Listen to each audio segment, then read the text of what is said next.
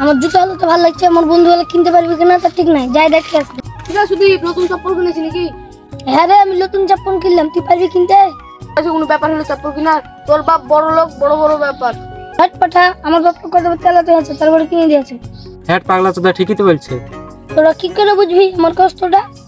এই চপ্পলের পেছনে আমার দিন রাত কুকুর মতন কীর্তন করতে আছে, তারপর চপ্পলটা আমাকে কিনে দিয়েছে। তুই যত বল তোর বাপ তো বড় লোক বটে। হ্যাট খাপা চোদা। আমার বাপরা বড় লোক, আমি ছোট লোক। হ্যাঁ সুদীপ তুই ঠিকই বলেছিস এতদিনে। এ তোর মা দেখ কেলা চোদা কানতে আসে।